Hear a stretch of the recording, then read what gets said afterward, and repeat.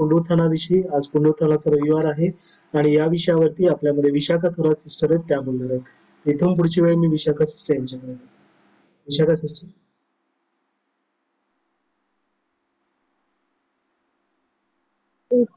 आवाज येतोय का?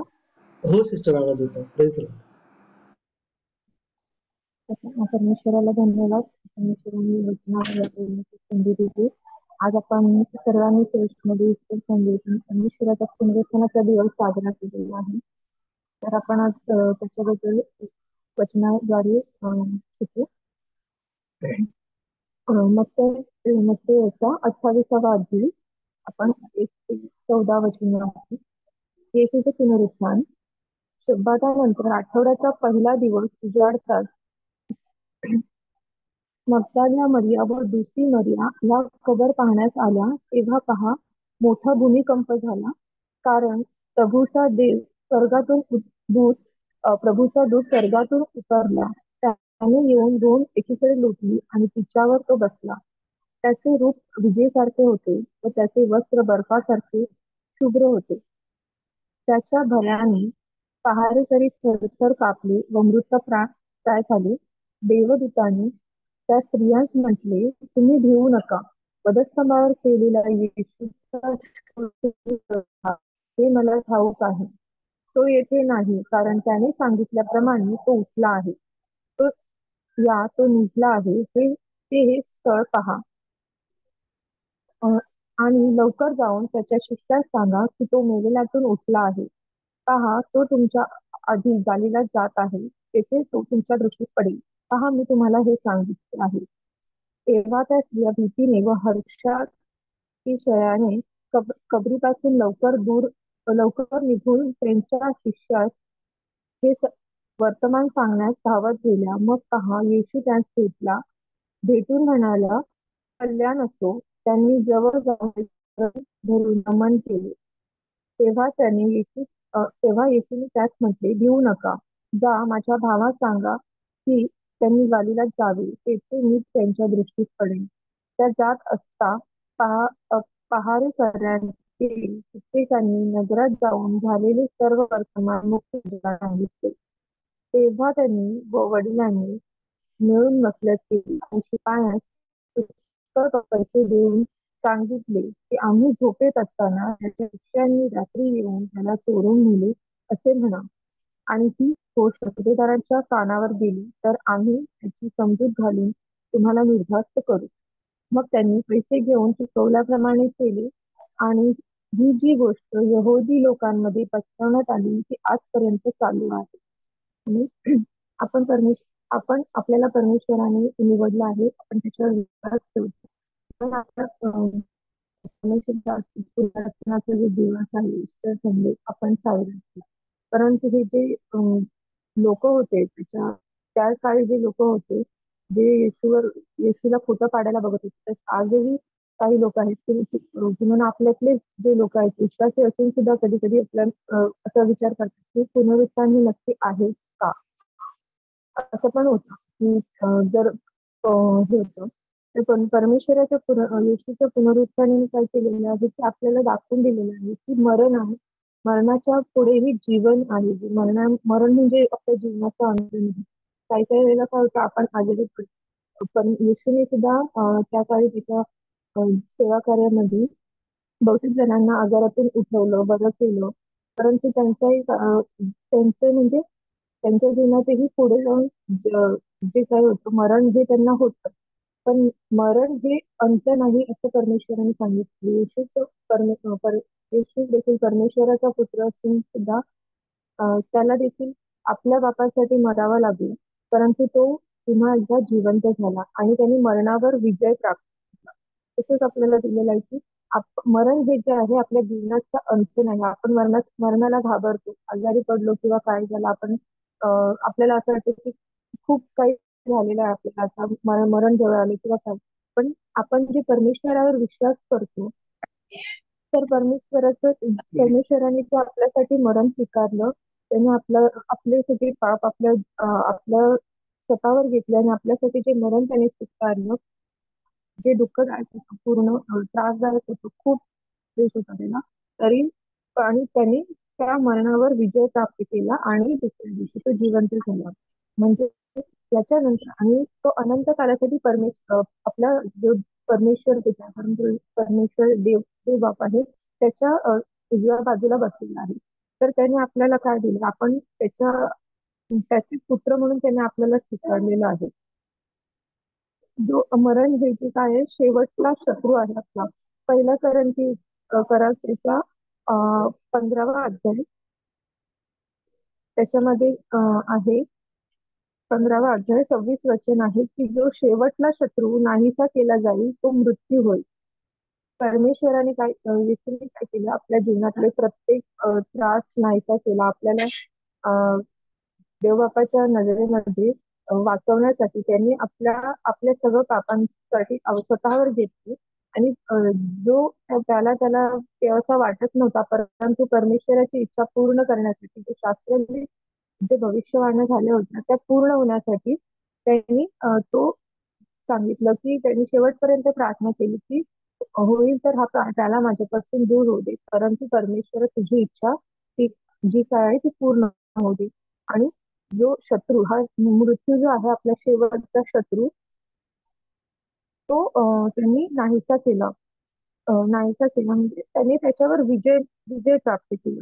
परमेश्वर म्हणतो प्रभू येशूने सांगितले की पुनरुत्थान व जीवन हे मीच आहे. तो माझ्यावर विश्वास ठेवतो तो मेला असला तरी जगेल. आपण परमेश्वरावर विश्वास ठेवतो, बोलतो आपण, परंतु आपण त्या विश्वासामध्ये कायम आहोत का?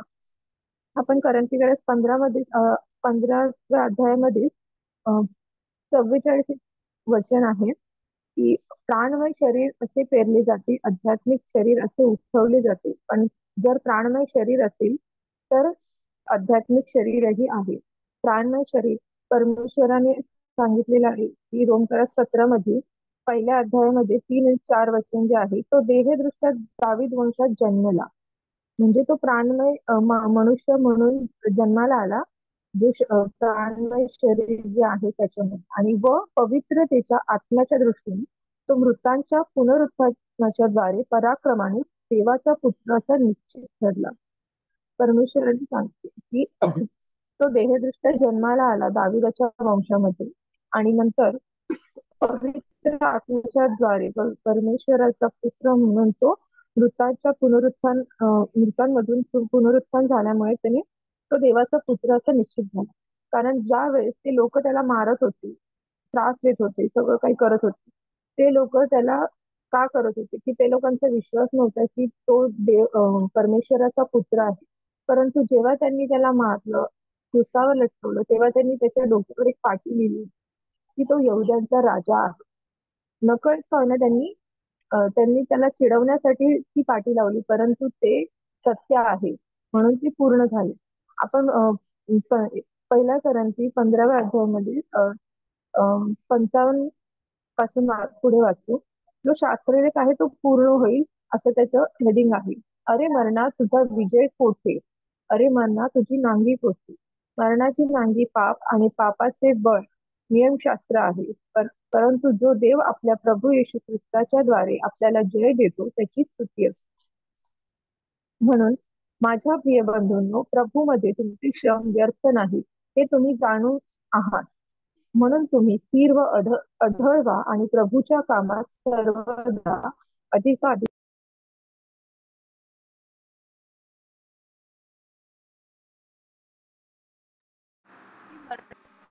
आहे. पाप जेवढं वाढतं त्याच्यामुळे आपण मरणाच्या जवळ जातो. परंतु पापातून आपल्याला बाहेर पडायचं असेल तर परमेश्वराने आपल्याला नियमशास्त्र दिलेलं आहे, ते आपण वाचलं पाहिजे, त्याचं मनन केलं पाहिजे आणि ते पाळलं पाहिजे. तर जो देव आपल्या प्रभू येशू ख्रिस्ताच्या द्वारे आपल्याला जय देतो त्याची स्तुती असते. आपण परमेश्वर देवाची येशू स्तुती करू, कारण त्याने आपल्याला जय दिलेला आहे. मरणासारख्या एकदम अशा वाईट शत्रूवर त्याने आपल्याला त्याच्या पुनरुत्थानाद्वारे विजय मिळवून दिलेला आहे. जर आपण त्याच्यावर विश्वास ठेवतो, जर आपण त्याची लेकरं आहोत, तर आपण जी बप्तिस्मा घेतो, आपण जे आहे बप्तिस्मा घेतो त्यामध्ये आपण बोललं जातं की आपलं जुनं मनुष्यत्व टाकून आपण नवीन मनुष्यत्व आपण स्वीकारलं आहे. आपण येशूच्या पुनरुत्थानामध्ये प्रवेश करतो, म्हणजे आपण एक नवीन सृष्टी जे वचन आहेत ते आहे. तर आपण येशूच्या पुनरुत्थानामध्ये प्रवेश कशाद्वारे आपला होतो, तर आपला विश्वासाद्वारे होतो. जो विश्वास आपण परमेश्वरावर दाखवलेला आहे तो आपला अढळ आहे का, ते आज आपण आपल्याला विचारलं पाहिजे. त्या वचनामध्ये जसं लिहिलेलं आहे की तुम्ही स्थिर आणि अढळ व्हा आणि प्रभूच्या कामात सर्वदा अधिकाधिक तत्पर असा. स्थिर आपण प्रभूला स्वीकारल्या बोलतो, चर्चमध्ये जातो, वचन वाचतो एवढंच, पण त्याच्या कार्यामध्ये जे परमेश्वराने आपल्या जीवन कार्यामध्ये, त्याच्या सेवा कार्यामध्ये त्या काळामध्ये जे केलं तसं आपण वागतो, तसं आपण केलं पाहिजे आणि त्याच्यामध्ये स्थिर राहिलं पाहिजे की नाहीतर. आणि त्याने जे कामं आपल्याला नेमून दिलेली आहेत, जे कार्यासाठी त्यांनी आपल्याला निवडले, त्या कामामध्ये आपण टक्कर असू. तर परमेश्वराच्या विश्वासाद्वारे, आपण त्याच्यावर ठेवलेल्या विश्वासाद्वारे आणि परमेश्वराने आपल्याला दिलेल्या अनुग्रहाद्वारे आपण त्याच्या पुनरुत्थानामध्ये प्रवेश करू शकतो. तर आपण आपले जीवन नवीन आपण परमेश्वराला स्वीकारलं, बपतिस्मा घेतलं, तर आपण आपल्या जीवनातून आपलं नवीनपण, परमेश्वराचं नवीनपण आपल्यामध्ये जे आलेलं आहे ते दिसलं पाहिजे. नवीनपण म्हणजे काय, जो येशूचा स्वभाव आहे तो आपला आपला जो येशूचा स्वभाव आपल्यामध्ये आला पाहिजे, तो लोकांना दिसला तरच लोक आपल्या देवावर विश्वास ठेवू शकतात. पुनरुत्थानाचे जे सामर्थ्य आहे, पुनरुत्थानाचे सामर्थ्य आहे, ते आपल्याला काय देतं, एक नवीन आशा देतं. आपल्याला जीवन जगण्यासाठी, आपल्याला त्याच्यामध्ये वाढण्यासाठी एक आपल्याला नवीन आशा देते. पुनरुत्थानाची जी शक्ती आहे, परमेश्वराचे पुनरुत्थान, ते आपल्याला काय करतं की त्याने आपल्याला सगळ्या पापातून मुक्त केलं आणि आपल्याला फलदायी केलं. आणि आपल्या पुढच्या जीवनामध्ये आपल्याला फलवंत होण्यासाठी देखील ते आपल्याला सहायता करतं. परमेश्वराचं पुनरुत्थान हे आपल्यासाठी काय आहे की एक प्रॉमिस आहे, परमेश्वराने केलेला करार आहे. मृत्यूनंतर जे जीवन आहे, मृत्यूच्या पुढे जे जीवन आहे, त्याचे एक प्रॉमिस आहे. आपल्याला परमेश्वराच्या पुनरुत्थानाद्वारे आपल्याला काय मिळाले आहे, तर आपण सांगू शकतो की त्याने आपल्याला माफी दिलेली आहे. आमच्या पूर्ण सगळ्या पापांची त्यांनी आपल्याला माफी दिलेली आहे, क्षमा मिळालेली आहे. त्याच्यामध्ये आपण एक नवीन सृष्टी झालेली आहोत. त्यांनी आपल्याला काय केलेलं आहे, तर आपण त्याच्या योग्य नसताना देखील परमेश्वराने आपल्याला निवडलं, आपण त्याच्या सोबत गेलो, त्याने आपल्याला पुत्र होण्याचा अधिकार दिला. तर त्या अधिकाराद्वारे आपण परमेश्वराचे जे पुनरुत्थानाचे सामर्थ्य आहे त्याच्यामध्ये त्याने आपल्याला भागी बनवून घेतलं. त्याने आपल्यावर प्रीती केली आणि परमेश्वराचे जे पुनरुत्थान आहे त्याच्यामध्ये आपल्याला एक आशा मिळाली. आपण वचन वाचू, पहिला पत्रस 1 पहिला अध्याय आणि 3रं वचन.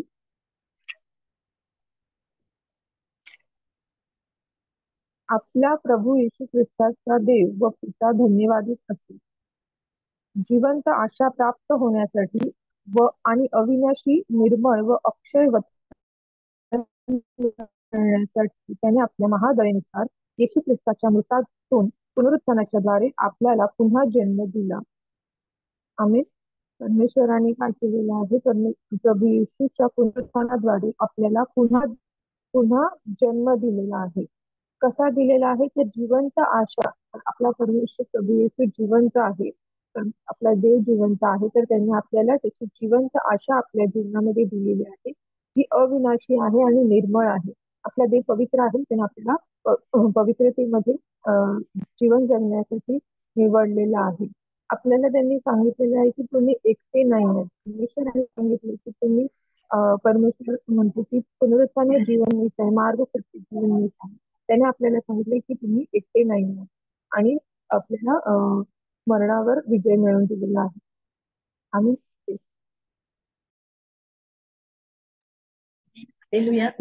देवाच्या नावाला धन्यवाद असो. प्रभू येशू ख्रिस्ताचे पुनरुत्थान या विषयावर आपली बहीण विशाखा बोललेले आहेत. आपण सर्वजण त्यांच्यासाठी टाळ्या वाजूया.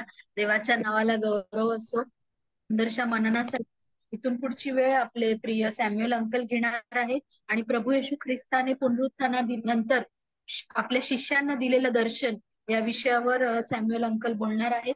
इथून पुढची वेळ त्यांच्याकडे. हालेलुया. व्यवस्थित आवाज येत आहे का माझा व्यवस्थित? हो अंकल, आवाज येतो. हा, ठीक. आपण सुरुवातीला प्रार्थना करूया. हे आमच्या स्वर्गात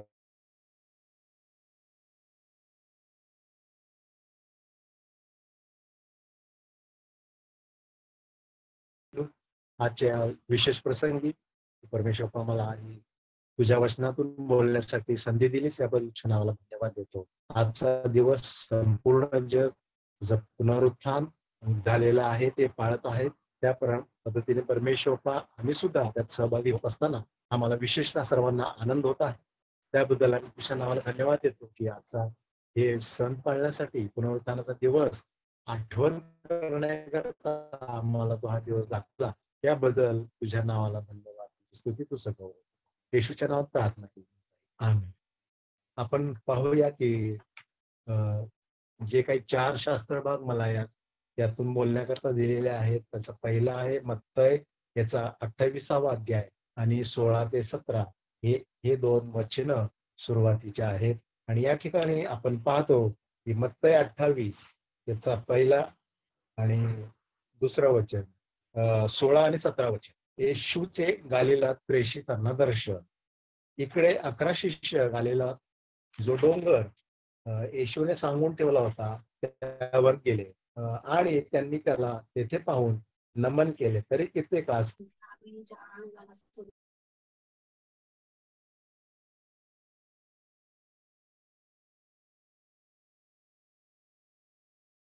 त्याच डोंगरावर आज प्रभू श्री ख्रिस्ताची म्हणजे जे शिष्य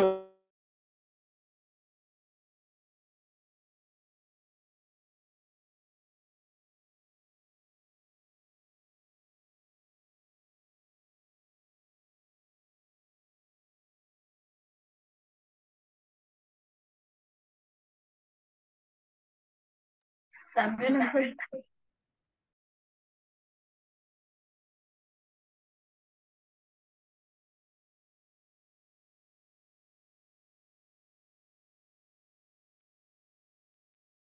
त्यांचा नेटवर्कचा प्रॉब्लेम आहे, ते परत जॉईन.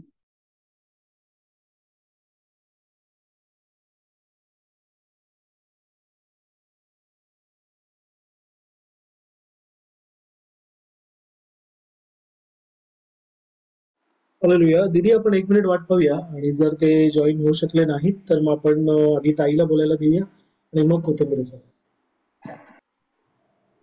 आवाज येत आहे माझा? हो आवाज येत आहे का? येतोय, थोडा कट होतो. हॅलो. हा अंकल, आवाज हा. येतोय तुमचा, थोडा कट होतोय. चा प्रॉब्लेम आहे थोडा. हा असो. तर आपण पाहूया की त्या डोंगरावर ते सर्व जमा झालेलं असताना येशूने दर्शन दिलं आणि त्या ठिकाणी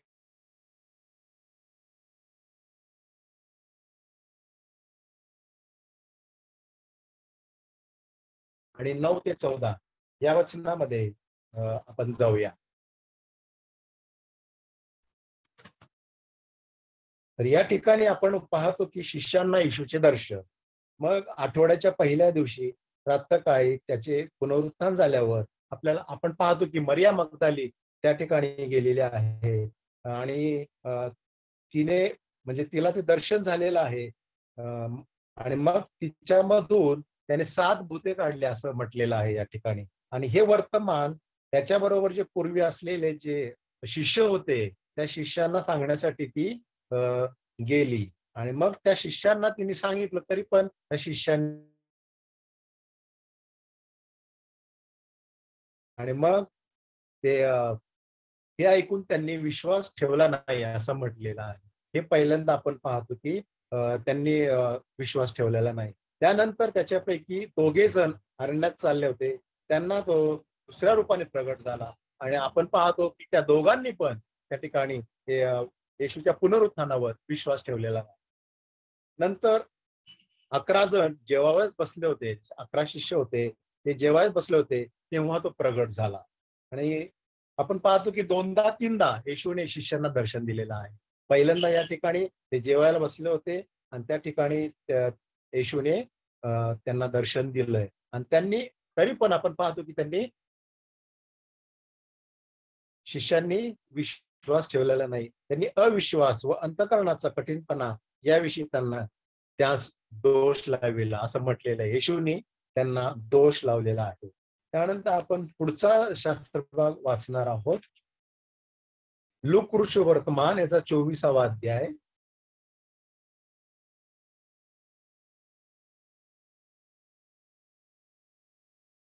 आणि 13 पासून 43 वचनापर्यंत आपण पाहूया की या ठिकाणी आपण पाहतो की पुन्हा एकदा येशूने जाऊन दर्शन दिलं. त्याच पद्धतीने 2 जे त्याचे गुप्त शिष्य होते, त्याचं एकाचं नाव आपण इथं पाहतो की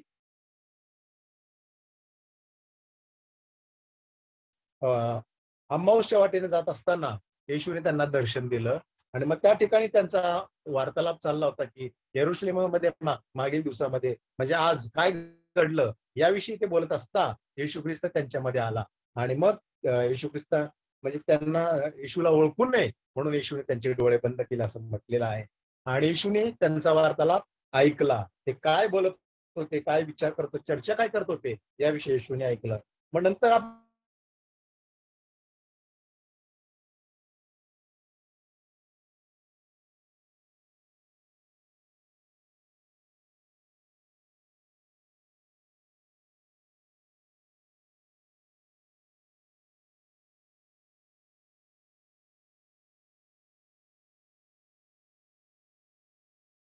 तीनदा आपल्या सांगितलं होतं की मी क्रूस खांबावर जाणार, मरणार आणि पुन्हा उठणार हे सांगितलं होतं, भविष्य केलेलं होतं.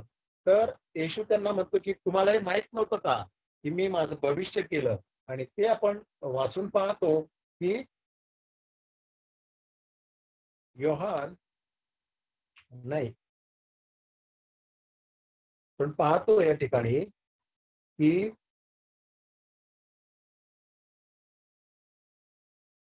त्यांनी तिसऱ्यांदा भविष्य केलेलं आहे. आणि मग मत्तय त्याचा 26वा अध्याय 61 यामध्ये आपण वाचून पाहूया. कोणाला मिळाला मत्तय त्याचा 26वा अध्याय 61 वचन सापडलं कोणाला? हो मिळालं. हा. देवाचे मंदिर मोडावयास दे, जैन दिवारात ते बांधावयास मी समर्थ आहे असे त्यांना म्हटले. आम्ही तर असं येशूने भविष्यवाणी केलेली होती की ते ह्या 2 शिष्य जरी गुप्त शिष्य असले तरी ते येशूचे शिष्य होते.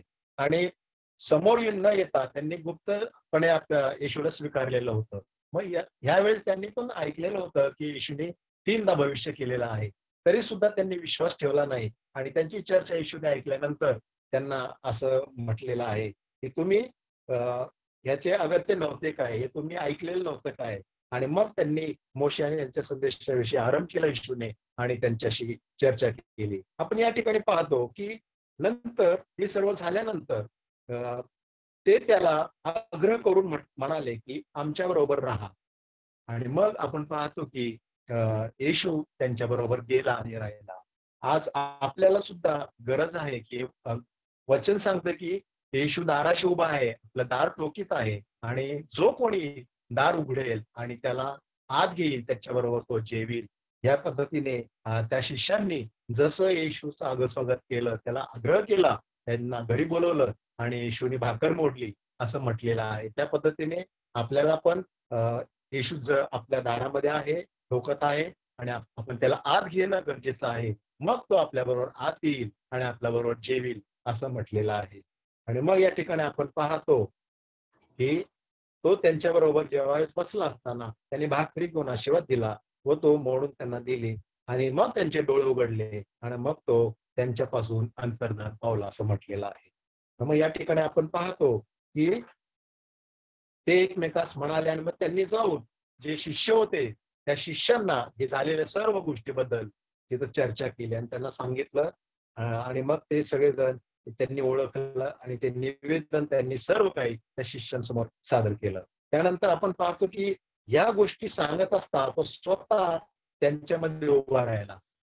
पुन्हा एकदा दर्शन त्यांनी 11 शिष्यांना दिलं आणि यापैकी 12वा शिष्य आपल्याला माहित आहे की यहूदा इस्करियोत आहे. यहूदा इस्करियोत होता आणि मग त्यांनी जे काही शेत घेतलं होतं 30 रुपयाला विकत, त्या ठिकाणी मग त्यांनी त्या गळफास घेऊन त्या आत्महत्या केलेली आहे आणि त्याला त्याचा पस्तावा झालेला आहे असं म्हटलेलं आहे. म्हणून आता हे जे 11 शिष्य राहिलेले होते त्यात पुन्हा एकदा येशूने त्यांना दर्शन दिलं आणि त्यांना तो म्हटला की तुम्हा शांती असो.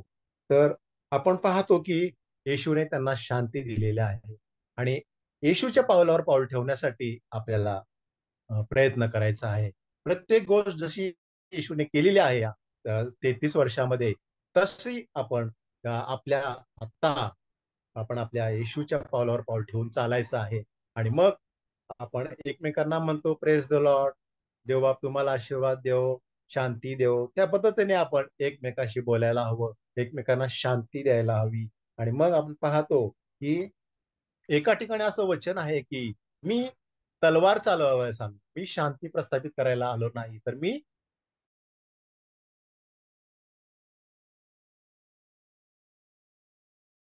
बाप मुलावर असं सर्व ठिकाणी त्या ठिकाणी आपण पाहतो उल्लेख केलेला आहे आणि तसंच आपले जे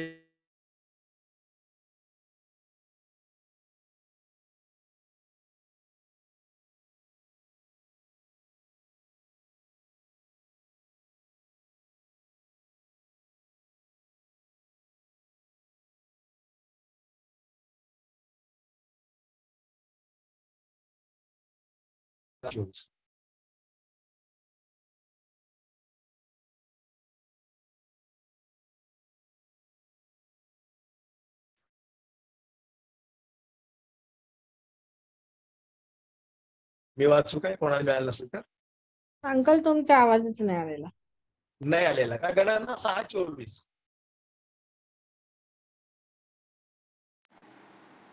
गणना 6:24 कोणाला सापडलं तर वाच. हा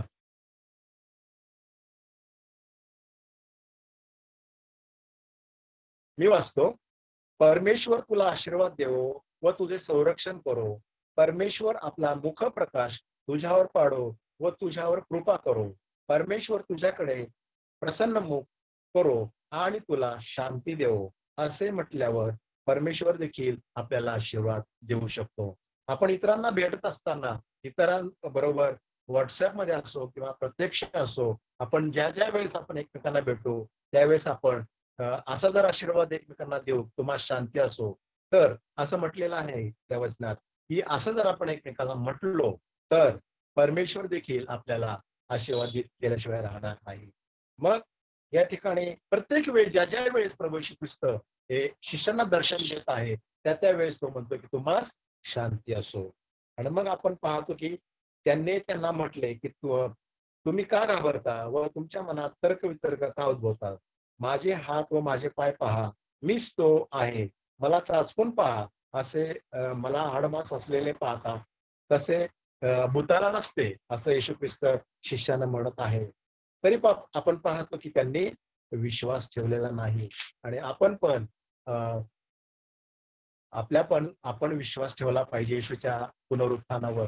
आणि जर आपण विश्वास ठेवला नाही तर आज आपण येशूकडं म्हणजे येशू आपल्याला माहित नसता आणि आपण या ठिकाणी बायबल स्टडी मध्ये सुद्धा एकत्र येऊ शकलो नसतो, कुठल्याही मंदिरामध्ये आपण जाऊ शकलो नसतो.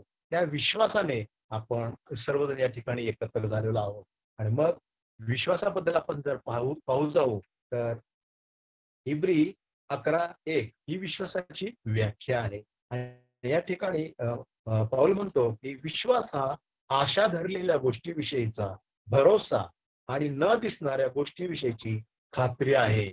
असा हा विश्वास आपला असला पाहिजे की आपण असा विश्वास धरला पाहिजे. मग त्यानंतर योहान 20:29 मध्ये सुद्धा येशूने त्यांना म्हटले तू मला पाहिले आहे म्हणून विश्वास ठेवतोस. म्हणजे थोमाला ज्यावेळेस दर्शन दिलं येशू ख्रिस्ताने, त्यांनी शिष्यांबरोबर असताना शिष्यांना जसं दर्शन दिलं त्यावेळेस थोमा म्हटला की मी पाहिल्या वाचून प्रभूच्या हातामध्ये खिळे जे ठोकले होते त्याचा बोट घातल्याशिवाय आणि कुशीमध्ये हात घातल्याशिवाय मी विश्वास ठेवणार नाही. आणि मग ज्या वेळेस त्यांनी प्रभू येशू ख्रिस्ताने त्याला दर्शन दिलं थोमाला आणि मग त्यांनी चाचपून पाहिलं येशूला. मग त्यावेळेस त्याने विश्वास ठेवला. मग येशू त्याला म्हणतो की तू पाहिल्या वाचून विश्वास ठेवणारे ते, न पाहिल्या वाचून विश्वास ठेवणारे ते धन्य. कारण येशू त्याला म्हटले, तू तर मला पाहिले म्हणून विश्वास ठेवला.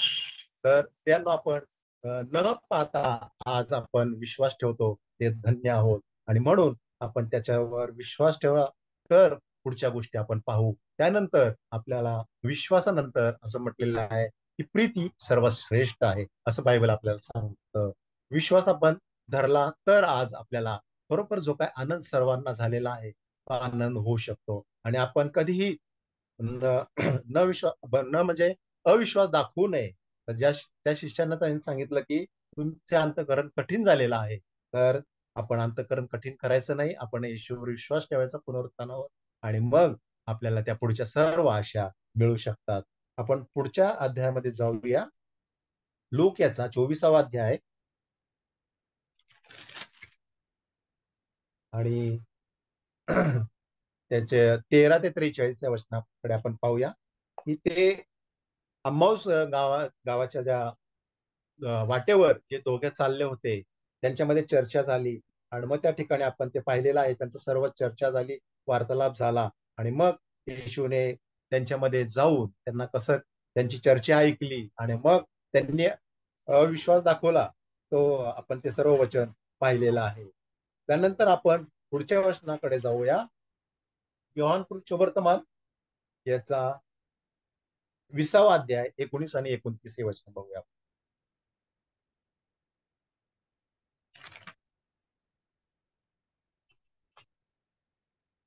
विसावा अध्याय आणि 19 ते 29.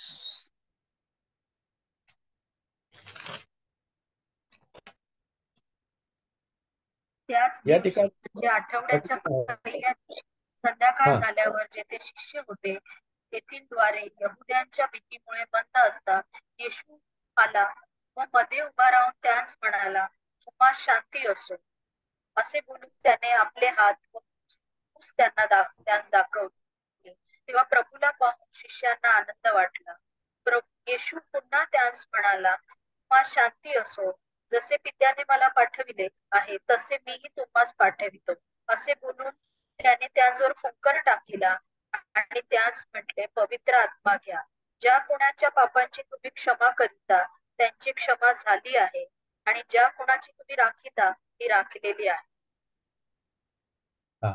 तर या ठिकाणी आपण पाहतो की पुन्हा येशूने त्यांना दर्शन दिलेलं आहे. आणि दार बंद नसताना जी भयभीत झालेले शिष्य होते 11, त्या ठिकाणी येशू आत आलेला आहे. आणि तो आत्मा असल्यामुळे दारे जरी बंद असले तरी तो आत येऊ शकलेला असं आपण पाहतो. आणि त्या ठिकाणी येऊन उभा राहून तो पुन्हा म्हटला की तुम्हाला शांती असो. असे बोलून त्याने आपले हात आणि आपली कूस दाखवली. आणि मग त्या शिष्यांना असं म्हटलेलं आहे की आनंद झाला येशूला पाहून. आणि मग येशूनी त्यांना म्हटलं की तुम्हाला शांती असो. आणि मग त्यांना म्हटलेलं आहे की मी जसं तुम्हाला जसं पित्याने मला पाठवलं तसं मी तुम्हाला पाठवतो. आणि मग त्यांनी फुंकर मारलेली आहे. आणि मग आपण या ठिकाणी पाहतो की त्यांना पवित्र आत्म्याचं दान मिळालेलं आहे. मग येशूने त्यांना म्हटलं की तुम्ही जा आणि ज्या कोणाच्या पापांची तुम्ही क्षमा कराल त्यांची पाप क्षमा होईल, आणि ज्याचा तुम्ही तशीच ठेवाल ती तशीच ठेवली जाईल, असं त्यांना प्रभू येशू सांगितलं आहे. तर आज आपल्याला सुद्धा पवित्र आत्म्याची गरज आहे. ज्या वेळेस पेंटिकॉस्टलच्या 50व्या दिवशी पवित्र आत्मा उतरला आणि त्या ठिकाणी आपण वाचतो की सर्व त्या कोथिंबीर सर, शेवटचे 2 मिनिटं.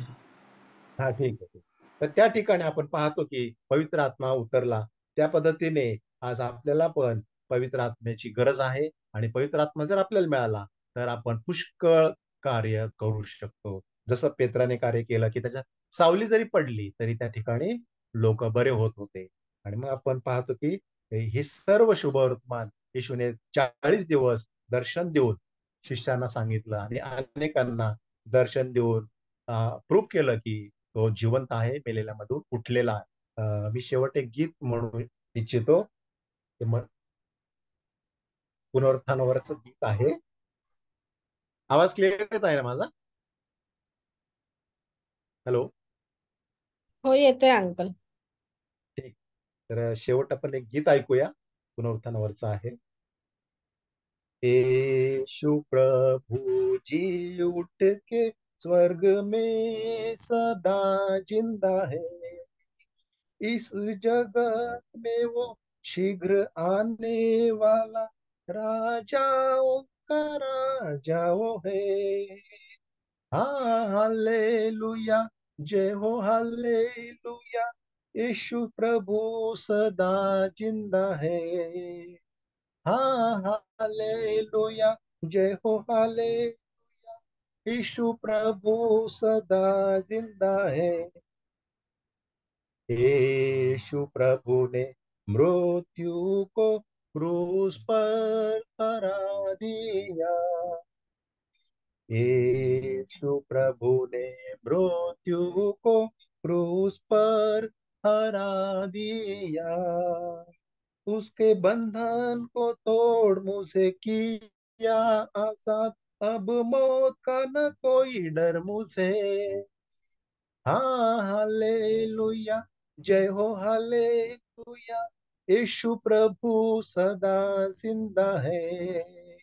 हाँ हालेलुया, जय हो हालेलुया, यीशु प्रभु सदा जिंदा है। मेरा यीशु सदा जिंदा है, मैं भी उसमें सदा जीऊंगा। मेरा यीशु सदा जिंदा है, मैं भी उसमें सदा जीऊंगा।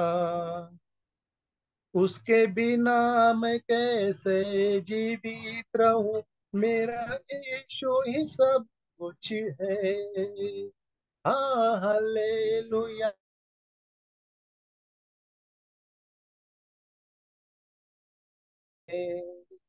हाँ हालेलुया, जय हो हालेलुया, यीशु प्रभु सदा जिंदा है।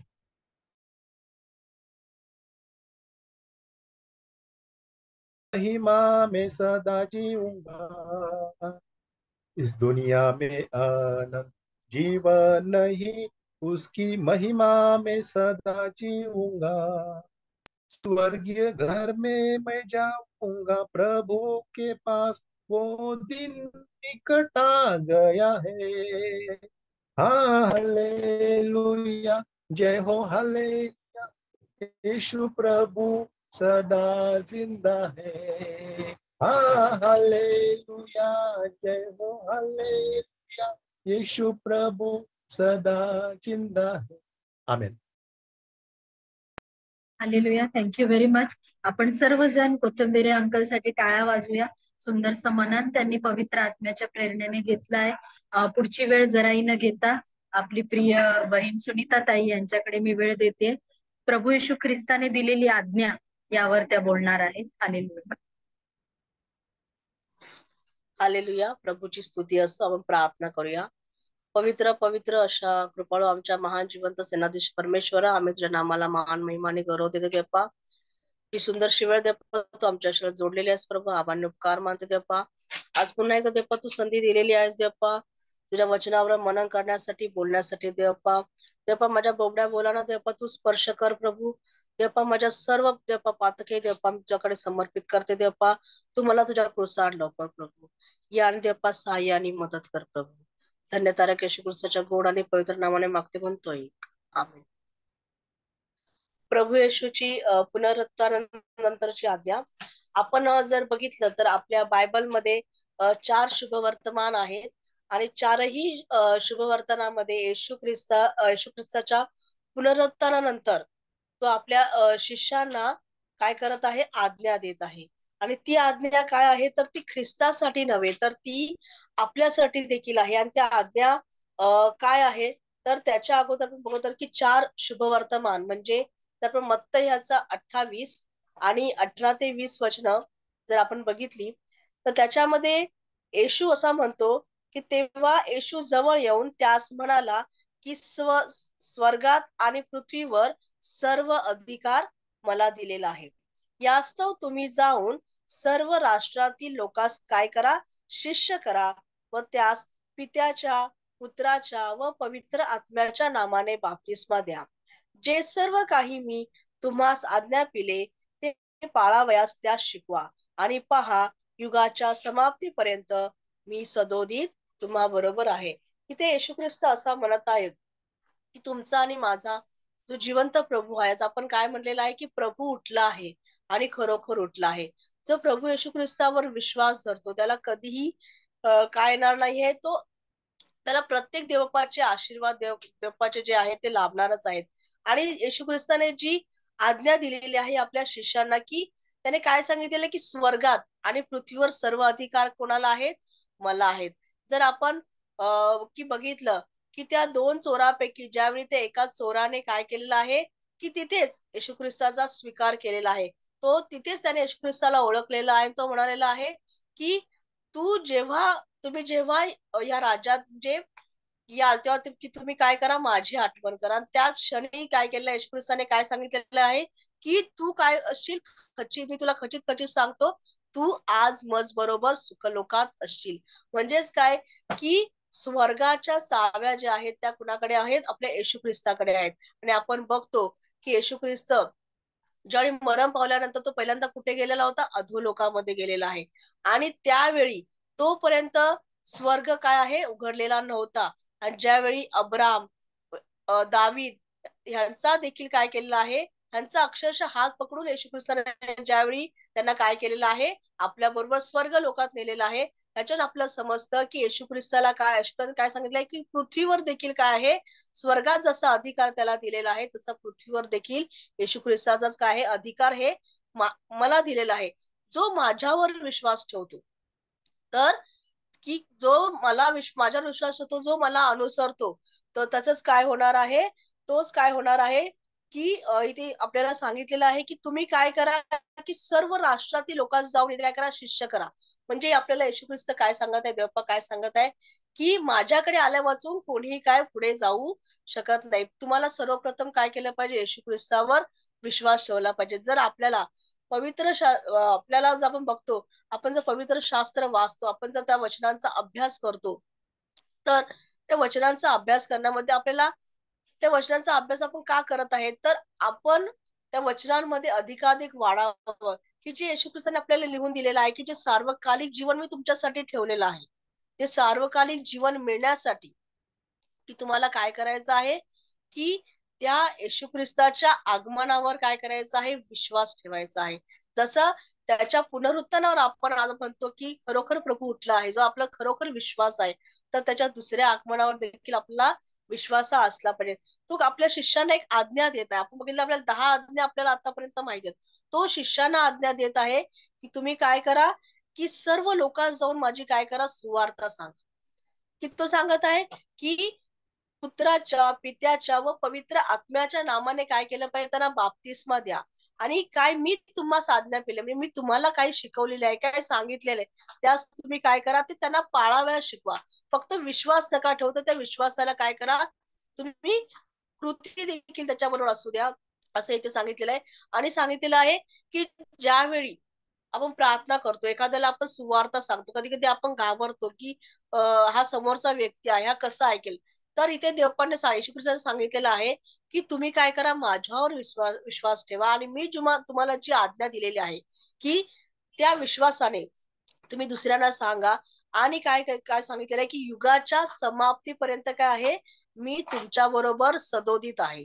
आणि पुढे देखील आपण असं बघतो की मार्क याच्या 16व्या अध्यायामध्ये देवपा 15 ते 20 या वचनामध्ये असं सांगत आहे की सर्व जगामध्ये जाऊन काय करा, सुवार्तेची घोषणा करा. आज आपल्यावर ते एक देवाने आपल्याला दिलेली ती आज्ञा आहे की सुवार्तेची जाऊन काय करायचं, घोषणा करायचं. आपण चर्चमध्ये जातो, आपण ते देवपाचं वचन आहे, आपल्या जीवनामध्ये ते अनुसरतोच, पण आपण ते फक्त आपल्या पुरतं मर्यादित न ठेवता आपल्याला देवपाने सांगितलेलं आहे की जे तुम्हाला ख्रिस्त कळालेला आहे, तो ख्रिस्त आपण काय केला पाहिजे, जगामध्ये देखील गाजवला पाहिजे. ती जगाला आपण सुवार्ता सांगितलेली आहे. इथे आपल्याला असं सांगितलंय कुठलं आपला धर्म स्थापन तिथे करायचा नाहीये, तर आपल्याला येशू ख्रिस्ताची प्रीती, येशू ख्रिस्ताचं वचन सांगायचं आहे. कारण येशू ख्रिस्ताचं आपण जर बघतो तर पवित्र शास्त्रामध्ये हेच सांगितलेलं आहे की एक मनुष्याचा सार्वकालिक जीवनामध्ये व स्वर्गामध्ये त्याचा प्रवेश कसा होणार आहे. आणि हेच आपल्याला काय करायचं आहे, ती सुवार्ता जी आहे ती आपल्याला इतरांना सांगायची आहे. पुढे येशू ख्रिस्त असा म्हणतो की जो विश्वास धरतो आणि जो बाप्तिस्मा घेतो त्याच काय होणार आहे, तारण होणार आहे. कारण काय आहे, येशू ख्रिस्त आपला उद्धार करता आहे, उद्धारण देणारा प्रभू परमेश्वर आहे.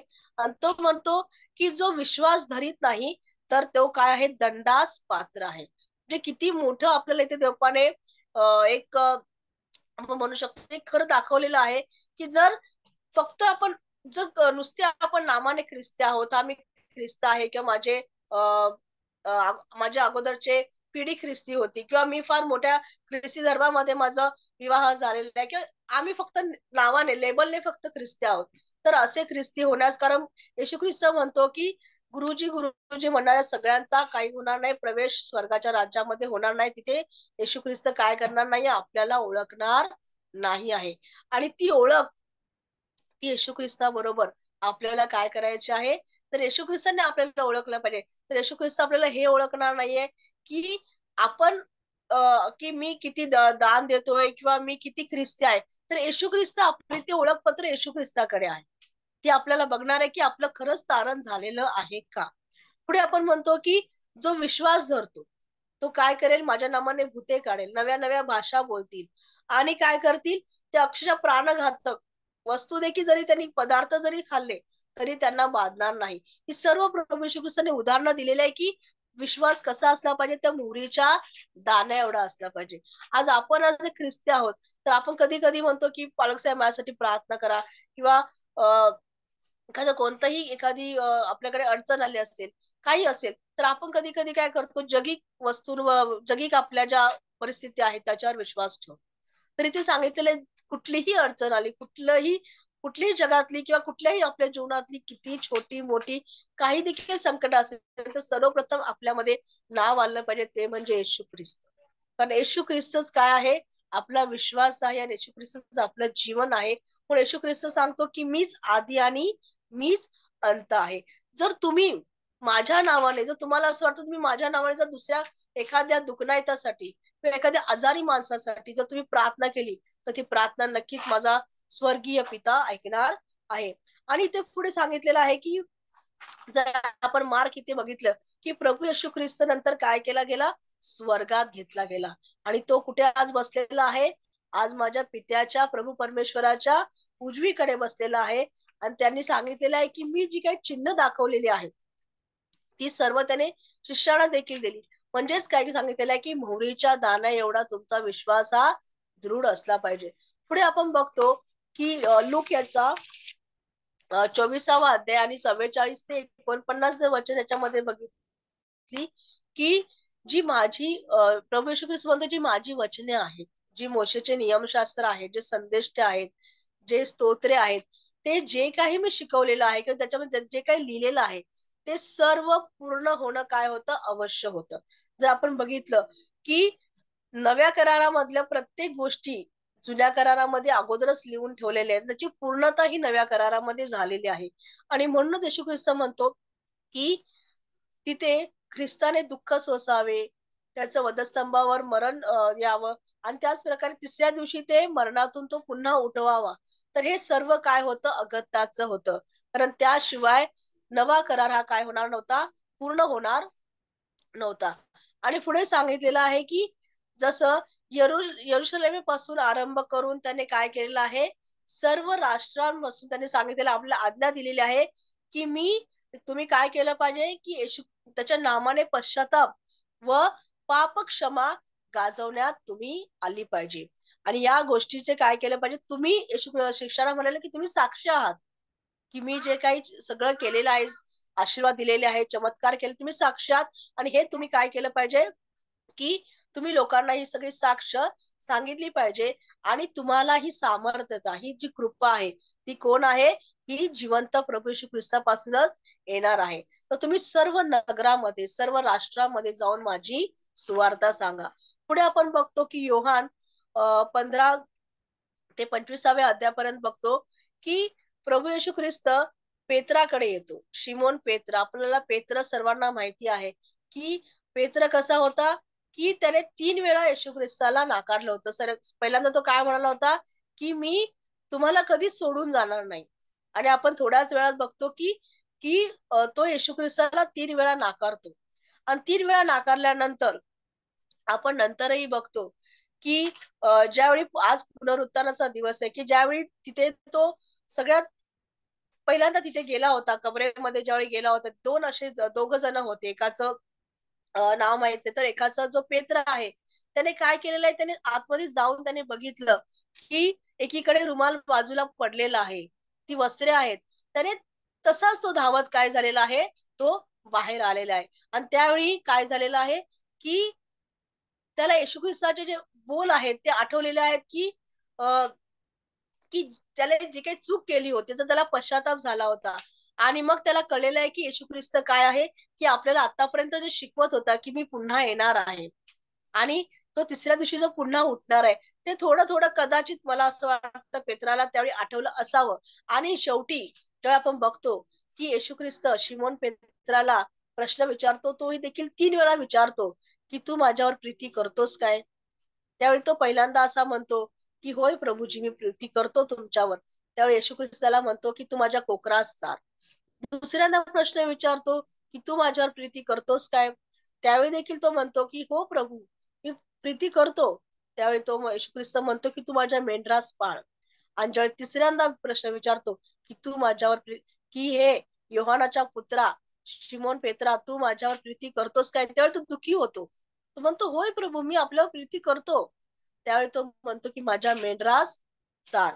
आणि मग आपण बघतो की की तो काय सांगत आहे, की पेत्राला काय सांगत आहे की मी तुला खचित सांगतो की तू तरुण होतास तेव्हा स्वतःची कंबर बांधून तुझ्या इच्छेस येईल तेव्हा तिथे जात असत, पण तू म्हातारा होशील. म्हणजेच काय सांगितलेलं आहे, पुढे जर आपण वचनामध्ये बघितलं तर त्याचं मरण जे आहे ते कसं गौरवित होणार आहे हे येशू ख्रिस्त त्याला सांगत आहे. आणि तो काय म्हणतो की तू माझ्या मागे ये. ताई शेवटची 5 मिनिट.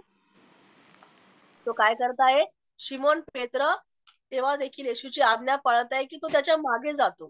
त्यावेळी पेत्र त्याला विचारतो की जो आपल्या मागून येत आहे, ज्याने तुम्हाला विचारलं होतं की तुम्हाला धरून देणारा कोण आहे, तर तो आपल्या मागे येत आहे, ह्याचं काय? तर येशू ख्रिस्त म्हणाला की ह्याचं काय, हा मी येईपर्यंत असाच राहील. तर त्याचं असं काय, तर माझी इच्छा असेल तर. म्हणजे इथे काय म्हटलेलं आहे की ज्यावेळी इथे पेत्राला येशू ख्रिस्ताने प्रत्येकाला देवप्पाने ते वेगवेगळी जबाबदारी दिलेली आहे. पेत्राला जबाबदारी दिलेली आहे की तू काय केलं पाहिजे, माझ्या कोकरात सार, माझ्या मंडळीला तुझ्यावर मी माझी मंडळी स्थापन करणार आहे. तुझं मम्मी मरण आहे ते गौरवशाली करणार आहे, हे येशू ख्रिस्त त्याला सांगत आहे. आणि ज्यावेळी तो पेत्र विचारतो योहानाविषयी, आपण बघतो की योहानाकडून शुभ वर्तमान की जे प्रगटीकरण योहानाला झालेलं आहे आणि योहानाने सर्व इथे लिहिलेलं आहे, ते त्याच योहानाविषयी ते पेत्र बोलत होता. म्हणजे प्रत्येकाला देवप्पाने जबाबदारी ही वेगवेगळी दिलेली आहे. आपण म्हणतो की देवप्पा की मी काही संदेश सांगत आहे किंवा मी वचन सांगत आहे, मग ह्याचं काय, हा प्रार्थना करत नाही किंवा हा संदेश सांगत नाही. तर देवप्पाने प्रत्येकाला वेगवेगळी जबाबदारी दिलेली आहे. कोण किती प्रार्थना करतं, कोण किती संदेश देतं, प्रत्येकाला वचनांची कृपा, ते देणगी, दान ते वेगवेगळं आहे. आणि त्या दानाचा उपयोग देवप्पा आपल्या ह्याच्यानुसार आपल्या गौरवासाठी देवप्पा करून घेणार आहे. म्हणून आपण इतरांकडे न बघता आपण आपली सेवा, आपल्याला जी धाव दिलेली आहे प्रभू येशू ख्रिस्ताने, ती धावत राहिली पाहिजे. आणि प्रत्येकाने आज आपल्याला आपण स्वतःच्या जीवनाबद्दल हा प्रश्न केला पाहिजे की प्रभू येशू ख्रिस्त म्हणत आहे की येशू मला कुठे हाक मारत आहे. येशू ख्रिस्त आज मला कुठे हाक मारत आहे, कुठे हाक मारत आहे? चर्च मध्ये हाक मारत आहे, कुठल्या सेवेमध्ये हाक मारत आहे.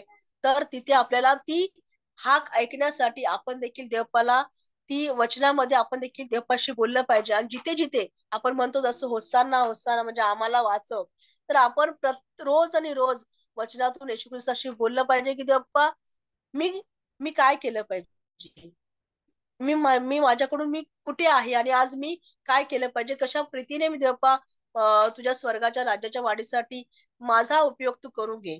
आणि आपल्याला जी धाव दिलेली, आपल्याला जी एक सेवा दिलेली आहे किंवा माझं नेमका प्रत्येकाचा जन्माचा प्रत्येकाचा उद्देश आहे, तो उद्देश मला कळावा, यासाठी आपण प्रभू येशू ख्रिस्ताकडे ती कृपा मागितली पाहिजे. आणि आपण प्रत्येक ह्याच्यामध्ये ह्या जीवनामध्ये राहत असताना प्रत्येक ह्याच्यामध्ये इन्व्हेस्ट करतो. प्रत्येक पैशाच्या बाबतीत जर तर इथे आपलं ख्रिस्ती नात्याने आपण हे इन्व्हेस्ट केलं पाहिजे की माझा ख्रिस्तीपणा काय आहे, येशू ख्रिस्ताला देवाला माझ्याकडून काय अपेक्षित आहे, देवाने जी मला आज्ञा दिलेली आहे. पहिल्या 10 आज्ञा आपल्याला जुन्या करारामधल्या माहिती आहेत, पण पुनरुत्थान नंतर, कारण येशू ख्रिस्त पुनरुत्थित झालेला आहे, तो पुन्हा उठलेला आहे, तो जिवंत परमेश्वर आहे, तो आपल्या बरोबर आहे. आजही तो जिवंत प्रभू परमेश्वर आहे. आज आपण जे पुनरुत्थान साजरा करतोय ती एक आठवण आहे, पण प्रभू येशू ख्रिस्त जिवंत आहे. आणि आपल्याला त्याने सर्वात महत्वाची आज्ञा ही दिलेली आहे की तुम्ही जगाला जाऊन सुवार्ता सांगा. आज आपल्याकडून ती आज्ञा पूर्ण होत आहे का? जर ती आज्ञा पूर्ण होत नाहीये तर ती आपण काय केलं पाहिजे, प्रभू येशू ख्रिस्ताकडे ती कृपा मागितली पाहिजे आणि ती आज्ञा आपण पूर्ण केली पाहिजे.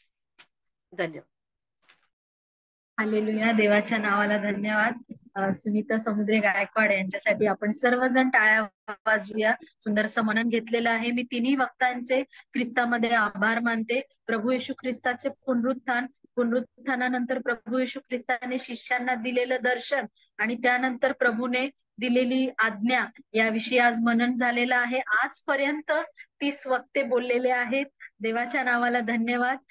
खरोखर आज सर्वांनी, आज जसं आपल्या बहिणीने आपल्याला दोन्ही बहिणींनी आणि कोथंबीर अंकलनी सांगितलेलं आहे, प्रभू येशू ख्रिस्ताचं पुनरुत्थान झालेलं आहे. आज तुमचा माझा ख्रिस्त त्या कबरेत नाहीये. आज तुमचा माझा ख्रिस्त परमेश्वराच्या उजवीकडे बसलेला आहे, तो आपल्या बरोबर आहे. कारण प्रभूने हे अभिवचन दिलेलं आहे की युगाच्या समाप्तीपर्यंत मी तुमच्या बरोबर आहे. आणि आपण प्रभूच्या आगमनावरही देखील विश्वास ठेवतो की प्रभू मंडळीला घ्यावयास पुन्हा येणार आहे. हालेलुया. तर प्रभू येशू ख्रिस्ताच्या पुनरुत्थानानंतर जसा शिष्यांनी अविश्वास दाखवला, जरी प्रभूने त्यांना सांगितलं होतं, 3 वेळा प्रभूने भविष्य वर्तवलं होतं की मला वधस्तंभावर जावं लागेल आणि मी 3ऱ्या दिवशी पुन्हा उठणार आहे, पण कुणीही त्या अपेक्षेने त्या स्त्रिया देखील प्रभूच्या शरीराला सुगंधी द्रव्य लावण्यासाठी गेल्या होत्या. पुनरुत्थित ख्रिस्ताला पाहण्यासाठी कोणीच तिथे गेलं नव्हतं. आणि पुनरुत्थान झाल्यानंतरही ते अडखळले, त्यांचा विश्वास कमजोर होता. म्हणून प्रभू थोमाला म्हणाला की माझ्या हातामध्ये, माझ्या कुशीमध्ये जिथे बाला भोसकलेला आहे तिथे हात लावून पहा आणि अविश्वासी नाही तर विश्वासू आहेस. हालेलुया. त्यानंतर थोमा म्हणतो, माझा प्रभू माझा देव. जर तुमचा माझा प्रभू आज तुमच्या माझ्या जीवनामध्ये पुनरुत्थित झाला आहे, जर पुनरुत्थानावर तुमचा माझा ठाम विश्वास आहे, तर आपण आपल्या प्रभूला काय म्हणतो? माझा प्रभू माझा देव, माझा मालक, माझा धनी, माझा परमेश्वर, माझा निर्माण करता तू आहेस. आणि तुझ्या पुनरुत्थानामुळे तू जे पापावर विजय मिळवलेला आहेस त्यामध्ये मला देखील पुनरुत्थान मिळणार. आज मी प्रभूवर विश्वास ठेवलेला आहे तर माझ्यावर मृत्यूची, माझ्यावर पापाची सत्ता नाही, तर मी मरणातून पार गेलेले आहे. तुम्ही आणि मी जितक्यांनी प्रभूवर विश्वास ठेवलेला आहे, त्यांना मरण नाही प्रियांनो. ते झोपी जाणार आहेत, ते प्रभूमध्ये सुखलोकात असणार आहेत आणि प्रभूच्या आगमन समयी ते पुन्हा उठवले जाणार आहेत. आणि मात्र जोपर्यंत आपण जिवंत आहोत तोपर्यंत आपल्या प्रभूने जे अभिवचन दिलेलं आहे त्या अभिवचनाबरोबर प्रभूने आज्ञा दिलेली आहे. जो आनंद तुम्हाला आणि मला मिळालेला आहे, जी प्रभूची सुवार्ता मिळालेली आहे की प्रभू येशू ख्रिस्त जो पृथ्वीवर आला, जो मनुष्य म्हणून राहिला, जो संपूर्ण देव आणि संपूर्ण मनुष्य होता, जो सर्वांच्या पापांच्या खंडणीसाठी वधस्तंभावर गेला, ज्याने पंतय पिलाताच्या वेळी दुःख सोसले, ज्याला कबरेत ठेवण्यात आले, जो 3ऱ्या दिवशी पुन्हा उठला, स्वर्गात चढला आणि तेथून तो जिवंतांचा आणि मेलेल्यांचा न्याय करावयास येणार आहे, ही प्रभूची सुवार्ता आहे. म्हणून पश्चाताप आणि पश्चाताप करून आपल्या पापांची क्षमा मागून ख्रिस्तावर विश्वास ठेवून तारण साध्य करण्याची सुवार्ता आपण सर्वांना सांगूया. हालेलुया. आज आपण इथे सर्वजण थांबूया. प्रभूने शिकवलेली प्रार्थना आणि या रात्री हे आमच्या स्वर्गातील तुझे राज्य जशी स्वर्गात तशी पृथ्वीवर तुझे आम्ही आमच्या ऋणात आणि आम्हाला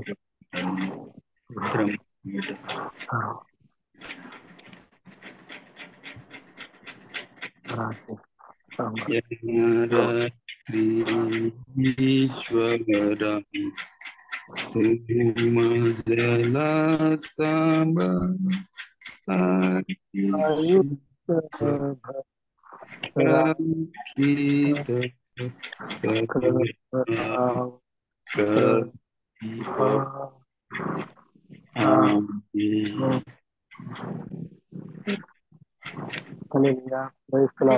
Praise the Lord. Hallelujah.